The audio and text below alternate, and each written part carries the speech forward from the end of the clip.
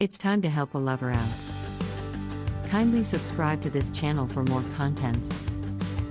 How to make a relationship last until marriage. Be vocal about things you like. Boredom, frustration, and everyday irritations can douse the spark between you and your partner, and more of the same certainly won't feed the flame. Making the good stuff your top priority will. First, consider that it takes up to 20 positive statements to outweigh the harm done by one negative one. So compliment your girlfriend on her new shoes, or your boyfriend on his new blue shirt. Thank him for helping around the house. Dial her office for a quick thinking of you check-in. Be sure these compliments and thank yous are heartfelt and specific, and make eye contact when you smile.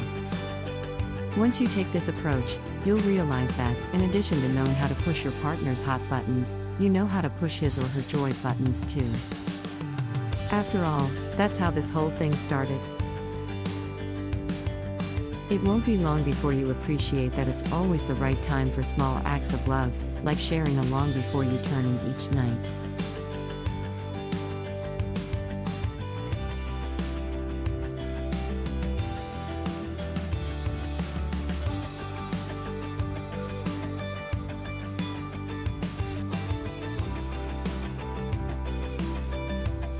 Human touch aids the release of feel-good endorphins for giver and receiver.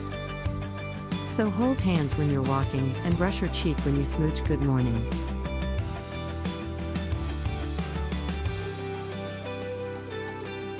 Adding more of this kind of touch will help you build a fortress of love. That's important, because a couple who form a tight unit can weather any storm, and are better able to stave off infidelity. How do you build this bond? First, support your partner.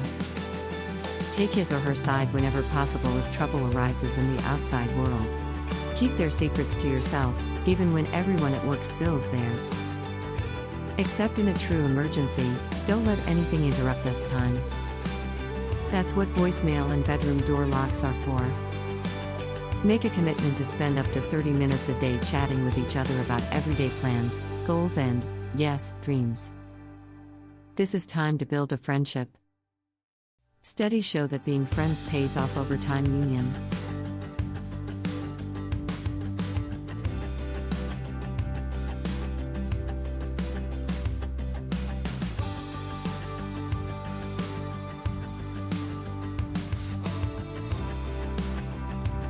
Stop blaming your partner for everything that's wrong.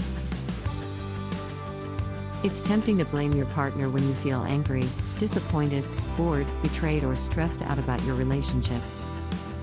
The next step is seeing your mate as the one who must change for the relationship to improve. That's a cop-out. Trying to improve your partner puts him or her on the defensive and casts you in a negative light. Nobody changes. Nobody takes responsibility. And making your partner the bad guy means ignoring the 90% of him or her that's good. The true fix: change yourself. When you address your own flaws and seek the best in your companion, magic happens. Optimism increases. Your partner feels better because he or she feels appreciated, not chastised. And you both feel motivated to change in ways that lead to even more joy. These quotes about forgiveness will inspire you to put down your grudges. Improve your relationship by relaxing. The classic advice experts give the singles seeking a perfect match: be the one to attract the one. Same goes in a long-term relationship. The happier you feel, the happier your relationship will be, and the easier it will be to manage conflicts. If 15 minutes of morning yoga, a switch to decaf, or a new hobby help you relax, the good feelings can't help but lead to happier, richer moments together. Meanwhile, admit it, you used to fuss over your hair and obsess over the sexiest item to wear to bed. Time to spruce up your look. Comb that mane, brush those teeth, and throw on a new robe. Feeling good about the way you look makes your eyes sparkle. You're more likely to make eye contact. That sends a spark to your partner. You know what to do next. What's important is how you handle it. With the right tools and attitude, conflict becomes a gateway to deeper intimacy, the chance to be seen and loved for who you truly are, to accept your mate's adorable, vulnerable real self, and to build a strong union without silently seething.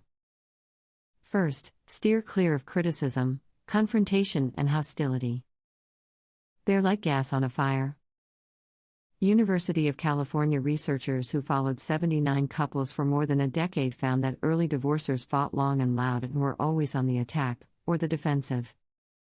Happy couples, on the other hand, avoid verbalizing critical thoughts, keep discussions from escalating, and don't use absolutes like never and always. If a fight does start, try to change the subject, inject gentle humor, empathize, or show your partner extra appreciation. Too late? Call a truce, walk away and cool off for a while. Brush up on the 7 stages of marriage. Pick the right time to argue. Don't start potentially tough talks if you're not well rested and well fed. Hunger and fatigue can unleash nasty remarks and dark thoughts.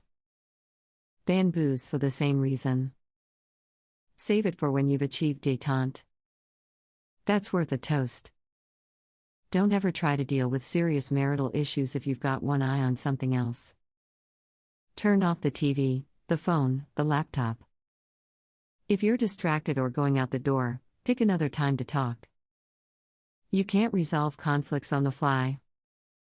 And make sure you never do this after a fight. Learn to listen. The single most powerful step you can take to keep a relationship solid? Speak less and listen more. Blame, insults, criticism, and bullying predict a bad end or at least a living hell. When talk turns combative, don't interrupt, offer a solution, or defend yourself too soon. When feelings are at issue, they need to be heard. So nod, rephrase, or provide a soft hum to show you honor the emotions behind the words.